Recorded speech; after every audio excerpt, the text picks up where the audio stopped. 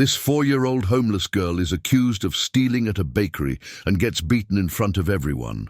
But what happens next will shock you even more.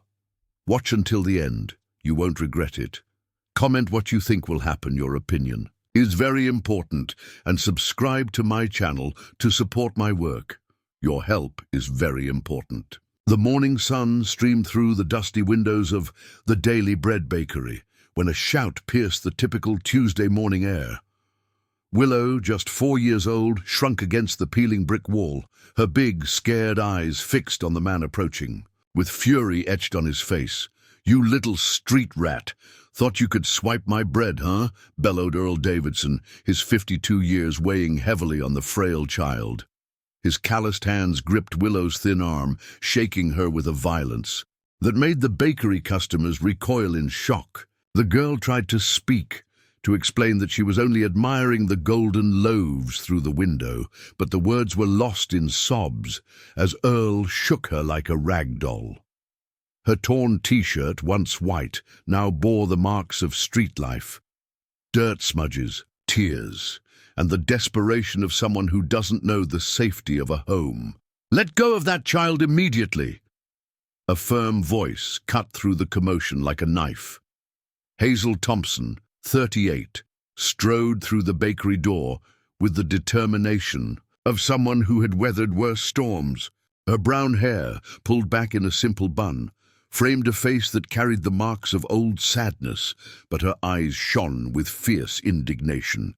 "Mind your own business, lady," snarled Earl, but his hands slightly loosened their grip on Willow's arm.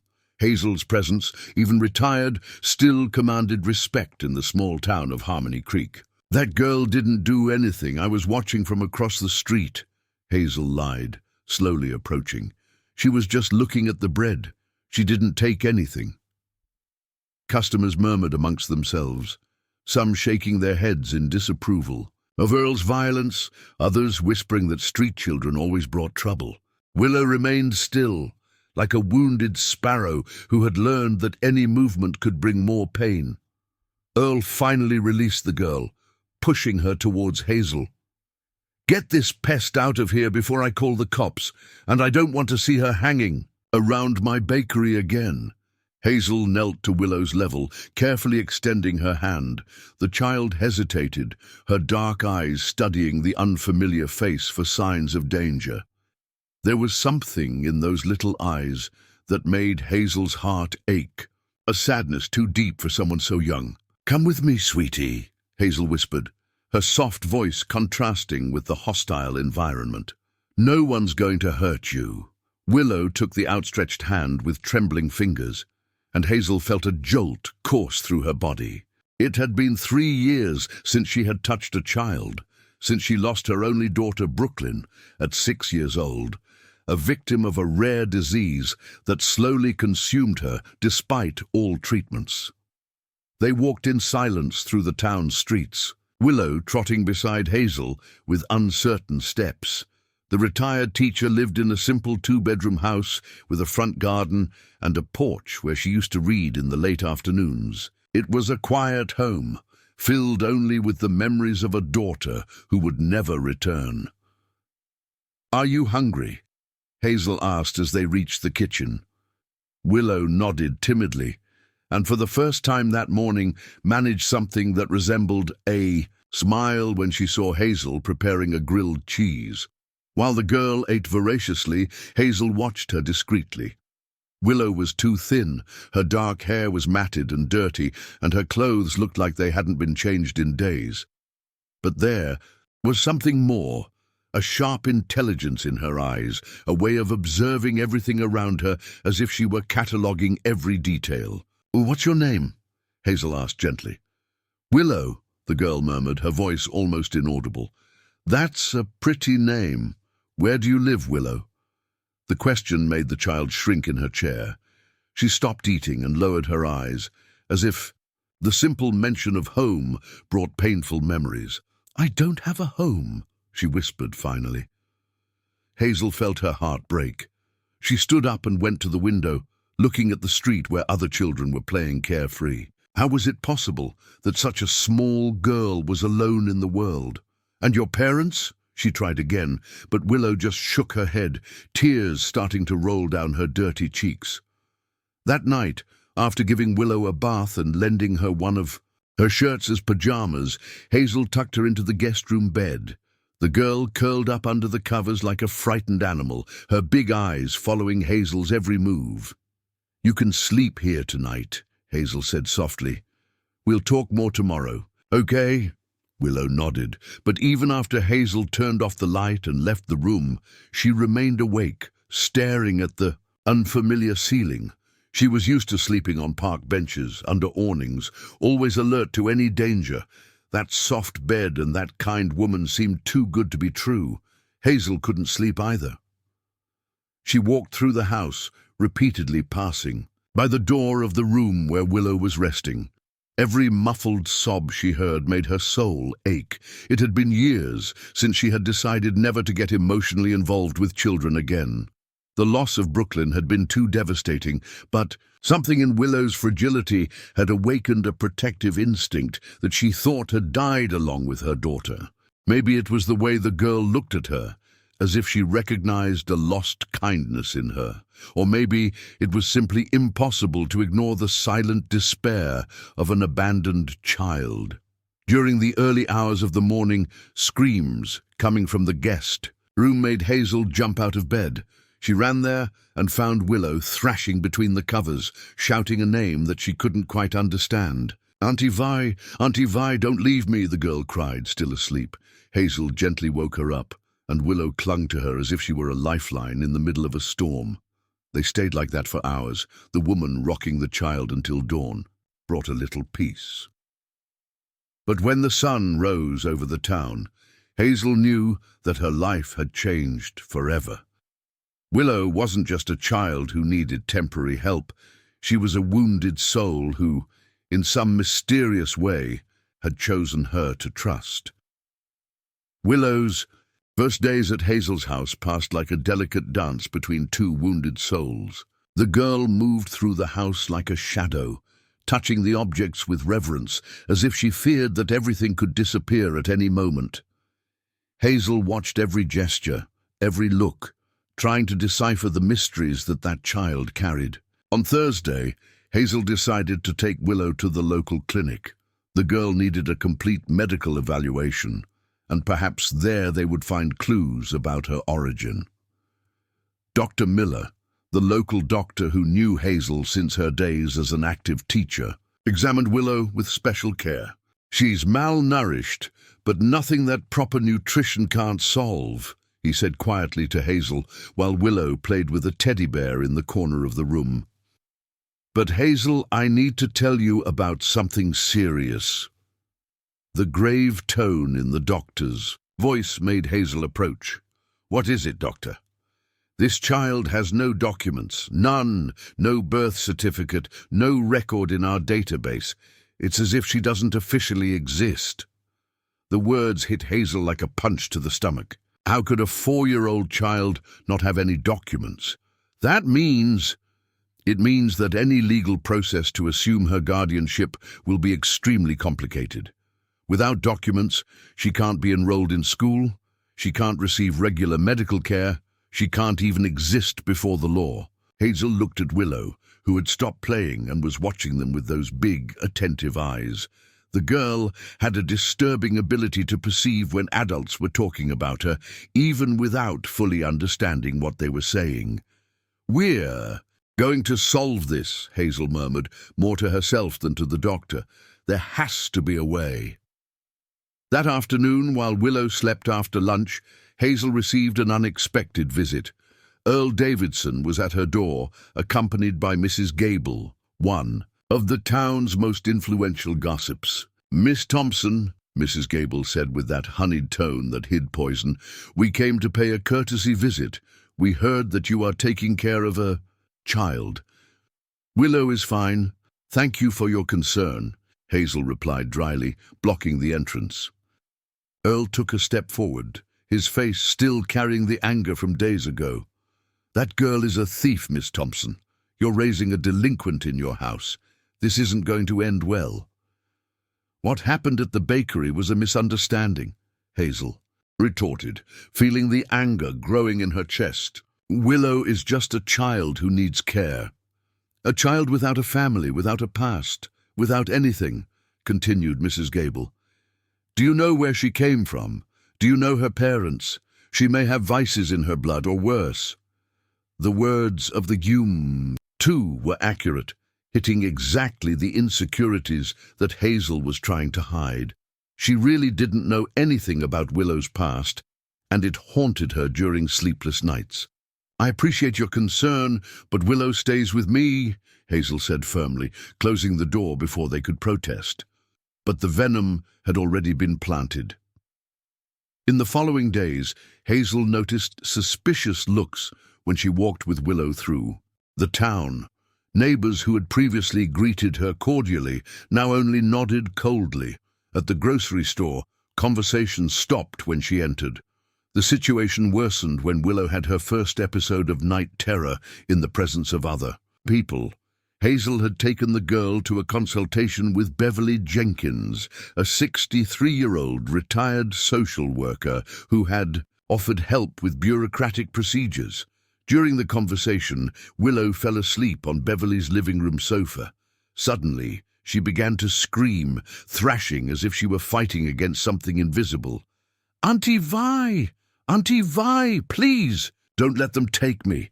Hazel ran to calm the girl, but the screams continued for long minutes. Willow cried, calling for this Auntie Vi with a despair that broke the heart. When she finally woke up, she looked around, confused, as if she didn't know where she was. "Who is Auntie Vi, sweetie?" Hazel asked gently, but Willow just shook her head and refused to talk about it. Beverly, who had witnessed everything, pulled Hazel aside. "Hazel, this child has deep traumas. These episodes, I've seen this before. It usually happens with children who have experienced very traumatic situations. What do you think might have happened to her?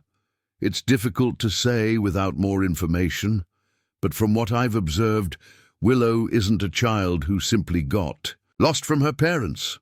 There's something more complex here." Beverly paused, choosing her words carefully. "You know, 2 years ago we had a strange case here in the region. An entire family disappeared from the neighboring town. They left behind only traces and a small child who was never found."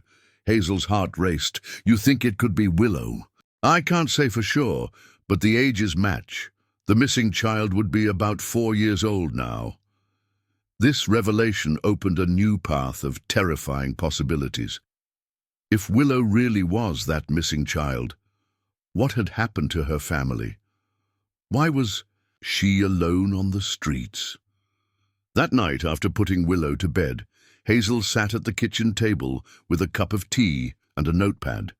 She began to write down everything she knew about the girl, the night episodes, the mention of Auntie Vi, the sharp intelligence she demonstrated despite not knowing how to read or write, the way she observed everything around her. Willow possessed an impressive memory. She could remember exactly where Hazel kept each object, memorized entire conversations, and repeated details that other adults would quickly forget. But when it came to her past, it was as if a curtain fell over her memories. During the weekend, Hazel decided to try a different approach. She took Willow for a walk through the town, visiting the central plaza, the historic church, and the small market. She carefully observed the girl's reactions, looking for signs of recognition. It was on the outskirts of town, near the old abandoned bus station, that Willow had an unexpected reaction. She stopped abruptly, her eyes widening as she saw the abandoned building. "I know this place," she whispered, her voice trembling. "Have you been here before?" Hazel asked, kneeling beside the girl. Willow nodded slowly, tears starting to roll down her cheeks. "The lady left me here, said someone would come get me, but no one came." It was the first time Willow had spoken spontaneously about her past. Hazel felt as if she had found a crucial piece of a complex puzzle. "What lady, sweetie? Do you remember?" what she looked like.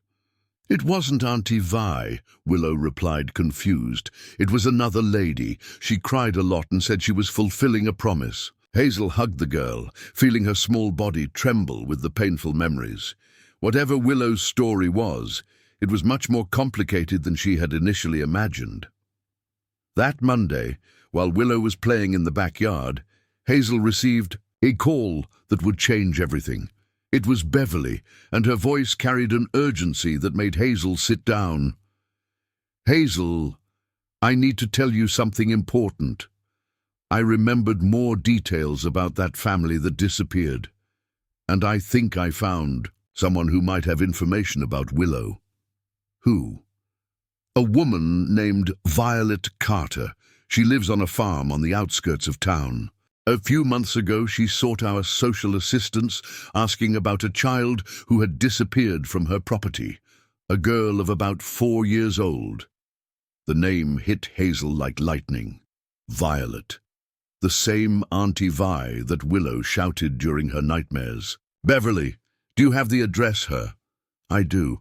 But Hazel, be prepared. If this woman really knows Willow, there may be much more to this story than we expect." When she hung up the phone, Hazel looked out the window and saw Willow drawing in the dirt with a stick, creating shapes that looked like birds. The girl always drew birds, small, big, flying, perched, as if she dreamed of flying away from all the pain she carried. Tomorrow, she and Willow would take a trip that could finally reveal the truth about the girl's past. But Hazel had a premonition that this truth would be much more painful than anything she could imagine. The dirt road leading to Violet Carter's farm snaked between grassy hills and small streams that glistened under the morning sun. Willow was restless in the passenger seat of Hazel's car, her small hands nervously fiddling with the hem of the new T-shirt the teacher had bought for her. "We're just going to talk, okay?" Hazel said softly, noticing the girl's anxiety. "If you don't want to stay, we'll go home." Willow nodded, but her eyes remained fixed on the passing scenery. There was something familiar about those hills, that smell of wet earth and pasture. Her memories, normally fragmented and confused, began to stir like leaves in the wind. The farm appeared after a steep curve, a simple exposed brick house with a wide porch and a well-kept garden full of colorful flowers. Chickens pecked in the yard, and an old dog slept in the shade of a leafy tree. It was a place that breathed tranquility and simplicity. Violet Carter appeared at the door even before they got out of the car. She was a 45-year-old woman with graying hair tied in a ponytail and hands calloused from working the land. But it was when her eyes landed on Willow that Hazel knew, without a doubt, that they had found the right person. "My God," Violet whispered, one hand flying to cover her mouth. "Willow, is that really you, my girl?" Willow's reaction was instantaneous. She ran out of the car and threw herself into Violet's arms, crying as if all the tears she had held back for months had finally found permission to fall. Violet hugged her tightly, also crying, rocking the girl from side to side. "Where have you been, baby? I've looked everywhere for you. I called the police, searched all the neighboring towns," Violet said between sobs. "I thought I'd never see you again." Hazel watched the scene with a heavy heart. The connection between the two was undeniable, genuine. Willow clung to Violet like a child who had finally found her safe harbor. After the initial emotions calmed down, the three sat on the porch of the house. Violet served lemonade and homemade cookies, but her hands trembled slightly as she told her story. "Willow came to me a year and a half ago," Violet began, stroking the girl's hair, who didn't move an inch from her side. "An acquaintance of mine who used to work with informal social services contacted me, said there was a child in a need of temporary home." "Did you know where she came from?" Hazel asked. Violet shook her head sadly. "Bonnie, that was the woman, only said that Willow had been found alone at a bus station, with no one to take care of her. Didn't know who the parents were, had no documents, nothing, and you agreed to take care of her anyway." "How could I not agree?" Violet replied, pulling Willow closer. "Look at this child. She arrived here thin, scared, barely speaking. But in the first few days, she was already helping to take care of the chickens, playing with Thunder, my dog, and filling this house with life." Willow smiled shyly, her memories clearly returning. "I remember the spotty hen," she said quietly, "and Thunder who licked my face every morning. Then why isn't she here anymore?" Hazel asked, although she feared the answer. Violet's face darkened. She looked away to the hills on the horizon, as if gathering courage to continue. "My husband. Frank isn't an easy man. He drinks too much, and when he drinks, he gets difficult to deal with." "Did he hurt Willow?" "Not directly," Violet replied quickly, but then hesitated. "But he yelled a lot. Said we didn't have money to take care of another mouth, that I was being foolish to get attached to a child who wasn't even ours." Hazel noticed how Willow flinched slightly when she heard about Violet's husband. Even a small child could perceive domestic tensions and blame herself for them. "Things got worse when Frank lost his job in town," Violet continued. "He started drinking even more, and our financial situation became critical. One night, after a bad fight, he said that either Willow left home or he would leave." "And you chose?" Tears streamed down Violet's face. "I'm a coward, Miss Thompson. I have 25 years of marriage to that man. This farm is all I have. I couldn't face him." The confession hit Hazel like a punch to the stomach. "What did you do?" "I met a couple in town who said they could give Willow a better life. They had a big house, talked about education, opportunities." Violet's voice failed. "I believed them." "What couple was that?" "Raymond and Constance Sawyer. They said they took care of children in vulnerable situations, that they had experience, that Willow would be treated like a daughter." Willow, who had been quiet throughout the conversation, finally spoke. "They weren't nice, Auntie Vi. They made me beg for money on the street and then took everything." The horror on Violet's face was palpable. "What? Willow, what are you saying?" "They had other children too. Everyone had to go out in the morning and could only come back when they got a lot of money. If they didn't get any food." Hazel felt the anger growing in her chest. "Willow, how did you get out of there?" "One night I ran away," the girl said simply. "When they were sleeping, I went out the bedroom window and ran. I was walking around the city until a truck driver brought me here." "My God," Violet murmured, hugging Willow tightly. "My daughter, forgive me. I didn't know. I swear I didn't." "No." "Why didn't you look for her when you found out she had disappeared?" Hazel asked, trying to keep her voice controlled. "I looked. I went to their house, but it was empty. The neighbors said they had moved suddenly without leaving an address. I looked at the police, but they said that without official custody documents, they couldn't do much." The story was revealing itself to be much more complex and painful than Hazel had imagined. Willow had gone through at least 3 situations of abandonment. First, when she was left at the bus station by an unknown woman, then when Violet handed her over to the exploitative couple, and finally when she managed to escape and was on the streets. "Auntie Vi," Willow said softly, "does Uncle Frank still live here?" Violet shook her head. "No, honey. After you left, our life turned into hell. Frank got even worse, drinking day and night. 3 months ago, he left home after a fight and didn't come back. Sent a message saying he was gone to the city." "So Willow can stay here again?" the girl asked with hope in her eyes. The question hit Violet like a stab wound. She looked at the farm around her, at the simple house, at her own calloused hands. "My dear, I want you to stay so badly, more than anything in the world. But look at our situation." Hazel observed the surroundings with new eyes. The house, although clean and well kept, showed signs of financial difficulties. Old furniture, walls that needed paint, a garden that was clearly maintained more by love than by resources. "I can't support you properly," Violet continued, tears returning. "You need to go to school. You need a doctor when you get sick. You need clothes, good food. I work making candy to sell in town, but I can barely pay the house bills. What if there was a way for you to continue to be part of her life, but with Willow living with me temporarily?" Hazel suggested. "Until we resolve her legal situation, and until you can stabilize financially." Violet's eyes lit up with cautious hope. "Would you do that? Let me visit her, participate in her life?" "Of course. Willow needs all the people who love her around." Willow looked from one to the other, processing the adult's conversation.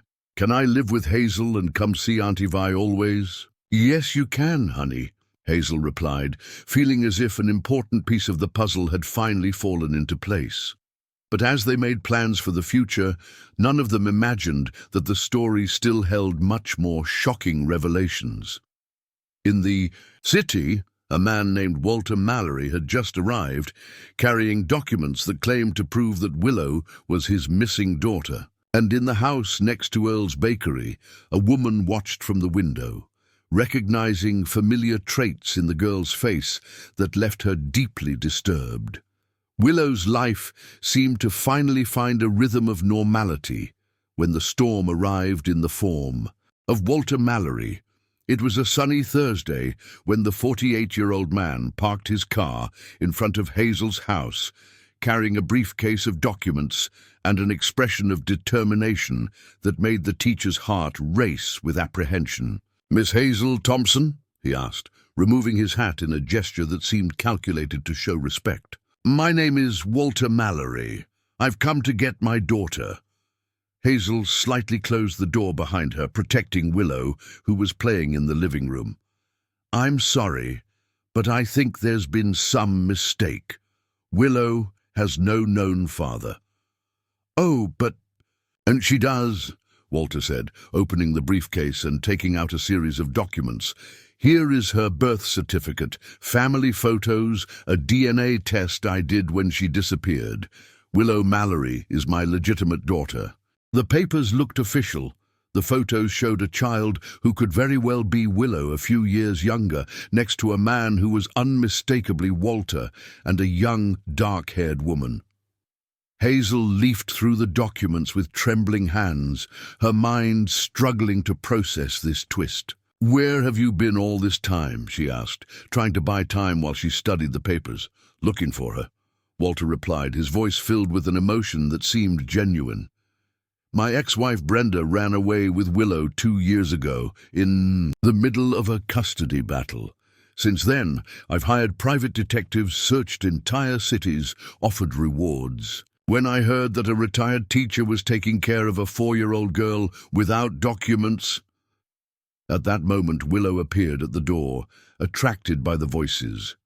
When she saw Walter, her face contorted into an expression of confusion and fear. "Willow, my princess!" exclaimed Walter, kneeling down and opening his arms. "Daddy has finally found you!" But the girl's reaction was the opposite of what he expected. She hid behind Hazel, clinging to the teacher's skirt tightly. "I don't know this man," Willow whispered, trembling. "Hazel, I don't want to go with him." The anguish in the child's voice made Hazel's heart break, but the documents in her hands seemed irrefutable. "Walter, if you really are her father, why doesn't Willow recognize you?" "She was very young when Brenda ran away with me," he explained, the sadness evident in his voice. "And she's been through terrible traumas. It's natural for her to be confused and scared." In the following days, Walter became a constant presence in their lives. He hired a lawyer, presented the documents to the local authorities, and began the legal process to regain custody of Willow. The girl, however, categorically refused to accept that he was her father. "My mother's name was Brenda," she told Hazel one night after another tense meeting with Walter.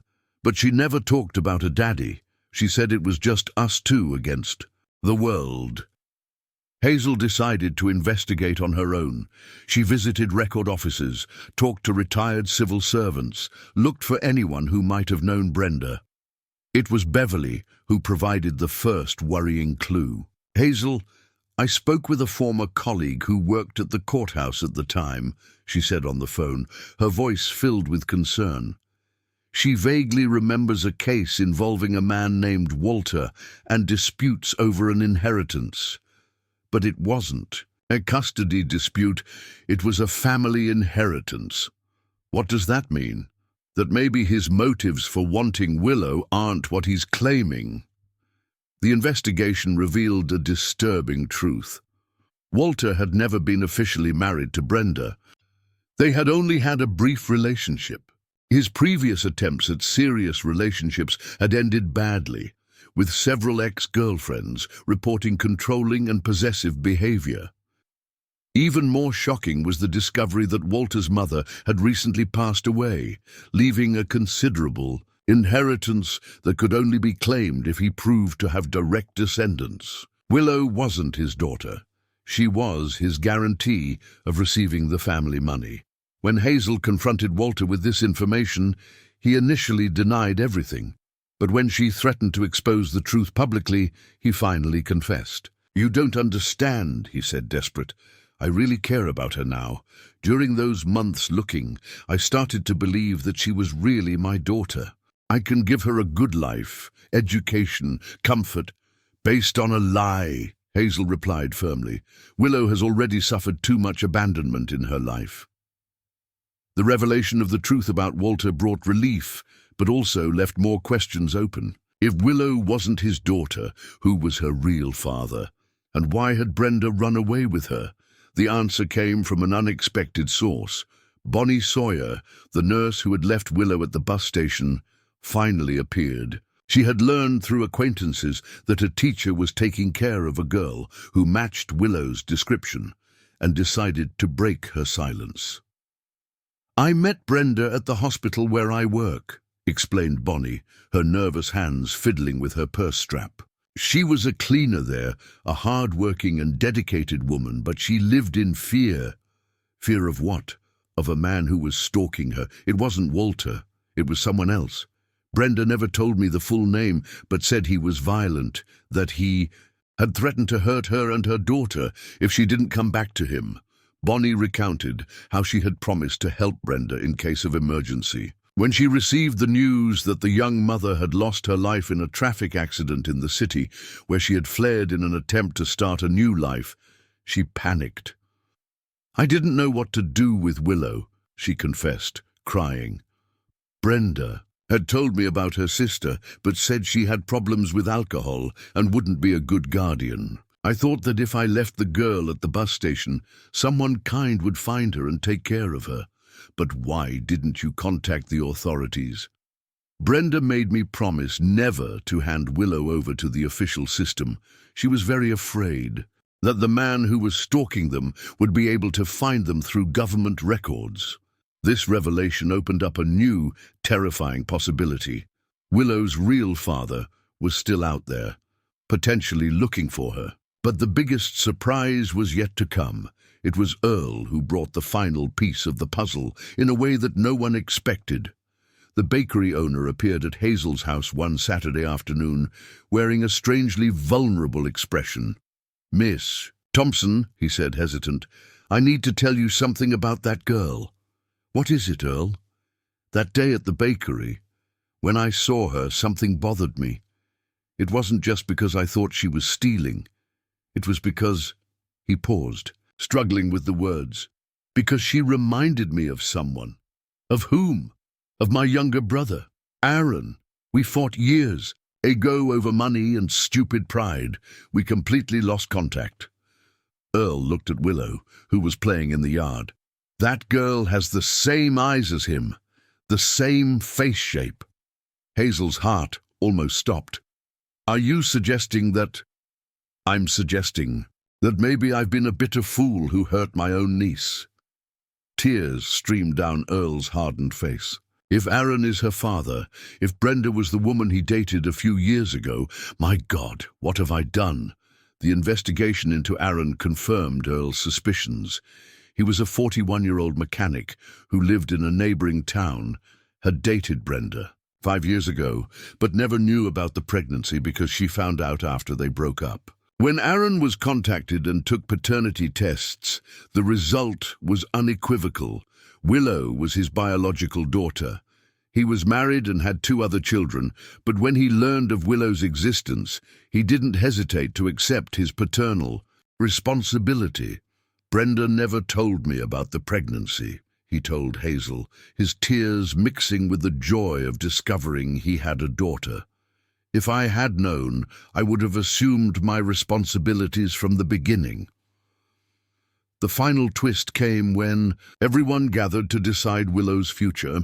The girl, now fully 5 years old, had been through so many changes that she needed stability more than anything. "I want to meet my daddy and my brothers," she said, looking at Aaron with cautious curiosity. "But I don't want to leave Hazel or Auntie Vi." The solution they found was unprecedented and perfect for everyone involved. Willow would divide her time between the 3 families that loved her. She would live mainly with Hazel, who had become her mother at heart. She would spend weekends with Aaron to meet her brothers and build family ties.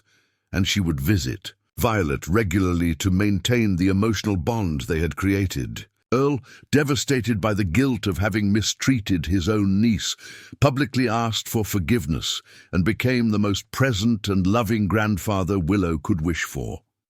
He renovated a part of his bakery to create a special space where she could play and help make bread. 8 months after that traumatic morning at the Daily Bread Bakery, Willow finally had what every child deserves, a family, even if not a traditional one. She had official documents, attended the local school where she stood out for her exceptional intelligence, and received all the love and care that her early years had denied her. Hazel found a new purpose in life. Aaron discovered the joy of meeting his daughter. Violet was able to maintain the maternal bond she so cherished, and Earl learned that love can heal even the deepest wounds of pride and bitterness. And Willow, the girl who once drew birds in the dirt, dreaming of flying away from the pain, finally discovered that she didn't need to fly. She just needed to find her true nest, made of people who loved her unconditionally and were willing to fight for her happiness. If you like this wonderful story, please comment. Your opinion is very important, and if you love beautiful stories, subscribe to my channel. I promise to make your day better with my videos.